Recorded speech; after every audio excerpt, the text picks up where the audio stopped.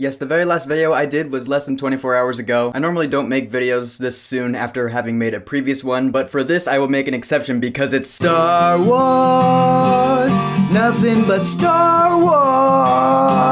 I was watching this live on YouTube as a Star Wars celebration in Chicago was going down, and when we finally got to that teaser trailer, my heart was pounding. It was beating so loud because the Marvel Cinematic Universe is not the only franchise this year that is having its main story come to a close. This December, we have the end chapter to the Star Wars trilogy of trilogies. Star Wars Episode 9, which is officially called Star Wars The Rise of Skywalker. I'll admit, I originally didn't really know what to think of this title. I don't think it's a bad one, but I do think maybe they could have done better? I don't know, I'll get used to it though. It's a pretty cool title, I'll admit it. But let's dive into this teaser because this teaser is so awesome. So the teaser starts out, of course, with our badass main girl, Rey. And it's funny, after watching this teaser a few times, I was like, this reminds me a lot of the Frozen 2 teaser. In that the first half of it is like a scene with the badass main girl, and the second half is like a montage of stuff that's out of context. I'm pretty sure Lucasfilm looked at that Frozen 2 teaser and they were like, yeah, that trailer was huge.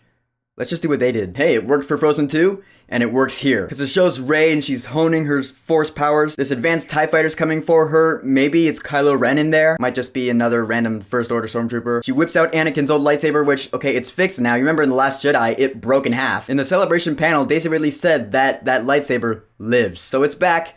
But my prediction is that it's actually going to be green now. And the trailer's lying to us. Because, you know, in the trailers for Return of the Jedi, when it was coming out, back in 1983, that's what they did. They showed Luke's lightsaber actually was blue. And then when the movie came out, audiences were surprised to see that Luke's lightsaber was now green. I bet you they're doing the same thing here with Rey's lightsaber. Like that lightsaber, it broke in half. And so Rey had to rebuild it, and she put a green crystal in there now. I know, it's just a prediction of mine. We'll see what happens. But that would be so cool if I were right. But anyways, Rey is running, and then she jumps up and does this awesome, like, force jump. But then you don't get to see what happens because it cuts to something else. But that jump is really badass. Rey is awesome, man. I just love that character. And also, you get a voiceover from Luke in this scene. You now have the wisdom of thousands of generations of Jedi, but now this is your fight. I'm sure that Luke is going to show up in this movie as a Force ghost. It'll happen. Maybe Yoda will too, or Anakin Skywalker, or Obi-Wan, or someone else. Kylo Ren is back and he's kicking more ass as usual. He's putting his helmet mask back together after he smashed it in The Last Jedi. So I feel like he's fully committing to being the main villain in this movie. In Last Jedi, he had kind of an identity crisis, but it ended with him taking the reins as supreme leader of the First Order. So yeah, he is now the main villain of the entire sequel trilogy. I mean, he always has been, but you know what I mean. BB-8 returns and this time he's got a new friend. This little droid with the cone head is named Dio. And the Celebration panel had him roll out. It's kind of cute, but he doesn't have an eye like R2-D2 and BB-8 have. It's just like a cone head with one wheel. Like there's not much there to emote. That being said, it's still kind of cute. I had to admit it. You should have heard the little noises it was making at the panel. It's cute. But then we see the return of a beloved character from the original trilogy, Billy D. Williams as Lando Calrissian. Yes, after years and years of begging, Lucasfilm finally got him to come back. Okay, I'm not sure that that's how it went down, but I am curious as to why he is in this movie. I don't want to know just yet. I like that intrigue. And he's flying his Millennium Falcon again with Chewie by his side, just like the good old days. I do like that shot where you see Finn and Poe and C-3PO. Finally, we get C-3PO in one of these trailers. And he's all gold-plated now. No silver foot or red arm. All gold.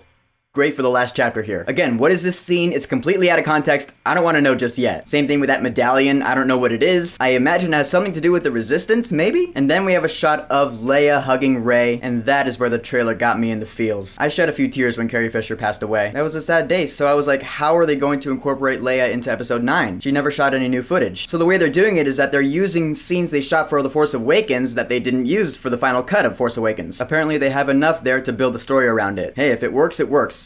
Good for J.J. Abrams, though. He said at the panel that they never even thought about recasting or digitally recreating her. I was like, nice. Good job. Because if they did either of those two things, it would be blasphemy. So I'm glad they're doing what they're doing. And then we get to the very end of the trailer, which pretty much made me go, oh my god! Because it shows the crew is like Rey, Finn, Poe, BB-8, Chewbacca, C-3PO. They're looking out, and at first you don't really know what it is, but then you piece it together in your head, you're like, wait a minute.